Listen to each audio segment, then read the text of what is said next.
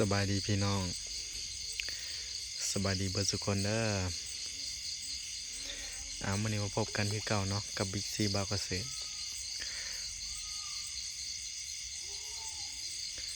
มาส่องเบิ่งกบน้อยกันคืนพี่น้องเอ้ยช่วงนี้พายุเข้าดุหลายเข้าคู่มือฝนตกคู่มือสำหรับกบน้อยเฮากะถือว่ามีผลกระทบเนาะเห็นบ่อันนี้มันมืดหลายเนาะบอบิ๊กก็เลยไต่โคมนำแต่ว่าถ้าเขาใส่แฟตอย่างเดียวมันสิเห็นตากบกบอยู่ข้องนี่500 ตัวพี่น้อง500 ตัวแต่ตอนนี้ก็น่าจะบ่ฮอดแล้วเพราะว่าตายน้ำคู่มือเนาะแต่ค่าพายุเข้ามาในฝนตกคู่มือก็ถือว่ากบน้อยเฮานี่มัน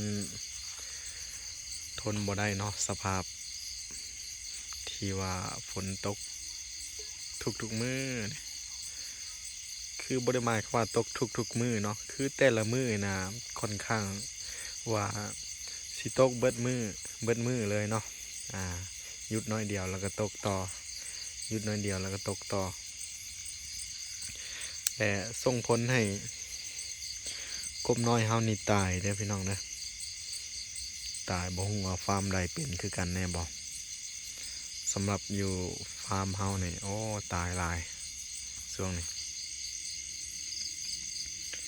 เพราะว่ากบเพิ่นก็ต้องการแสงคือกันเนาะต้องการแสงแดดสิอยู่แบบสภาพที่ว่าอยู่แบบน้ำแบบซุ่มซื่นตลอดมื้อตลอดคืนหลายก็ถือว่าอยู่บ่ได้บางตัวที่อ่อนแอก็ตายไป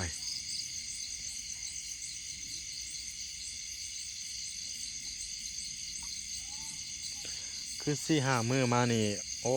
ตายสิเข้า50 ตัวแล้วเด้เก็บทิ่มน้ำคู่มือนี่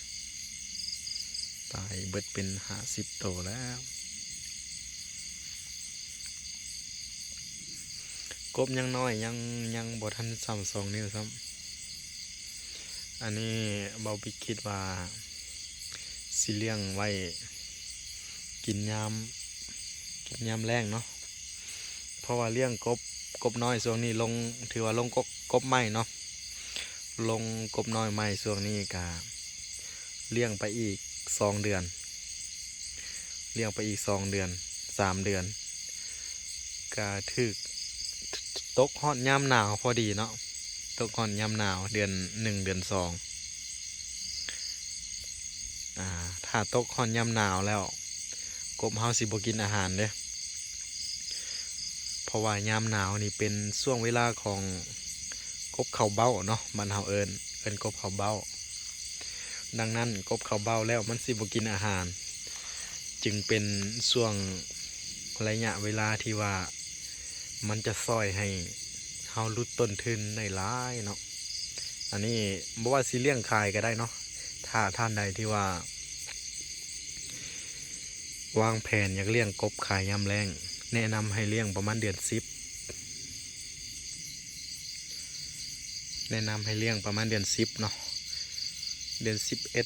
12เดือน1กระตกอยู่ประมาณ2 เดือน3 เดือนหลังจากนั้นกบเฮาก็สิเข้าเบ้าแล้วกบเฮาเข้าเบ้าก็ถือว่าต้นทุนอาหารของเฮาก็น้อยลงเนาะถ้าต้นทุนอาหารหน่อยก็แน่นอนเนาะกำไรเฮาก็หลายขึ้นท่านใดที่ว่าเลี้ยงขายแต่ว่ามันยังเสียพี่น้องคือช่วงนี้เนาะกะมันเสียส่งผลเสียคือพายุเข้านี่แหละเฮ็ดให้กบเฮาตายกบบ่แข็งแรงกบบ่ถึกแดดกบบ่ได้ถึกแสงแดดเฮ็ดให้สุขภาพอ่อนแอตัวใดอ่อนแอก็ตายไปเป็นน้ำสภาพอากาศเนาะเพราะว่าแต่ก่อนบ่วิกเลี้ยงค่ะบ่เคยมีปัญหาถ้ามันมีแดดนะกลางเว้นมีแดดกบมันก็ต้องการอาบแดดต้องการอาบแสงแดด ถึกแดดแน่ถึกน้ำแน่แต่ว่าช่วงนี้ตกมาเดือนนี้นี่เกือบสิบเห็นแสงแดดแล้วมีแต่ฝนคู่มือมีแต่ฝนคู่มืออยู่ยากแล้วกบเฮาเนาะเอาจังไดกะสำหรับพี่น้องเอ้ยตายแน่ได้แน่กะเฮ็ดไปเนาะ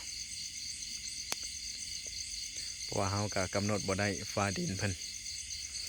จักสิตกยามใดสิแดดยามใดอันนี้กำหนดบ่ได้มันเป็นธรรมชาติเนาะกฎของธรรมชาติกะต้องยอมรับความจริงมาฮอดนี่กะคือว่ามื้อนี้เนาะพาพี่พาน้องมาเบิ่งกบน้อยประเด็นมื้อนี้กะพามาเบิ่ง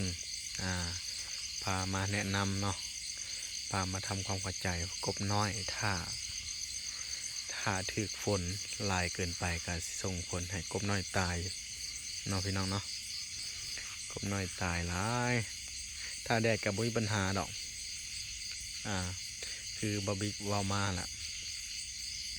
เอามาฮอนี่ก็ถือว่าคลิปก็ยาวพอสมควรเนาะก็ขอขอบใจพี่น้องเด้อเบิดสู่คนที่ติดตามรับชม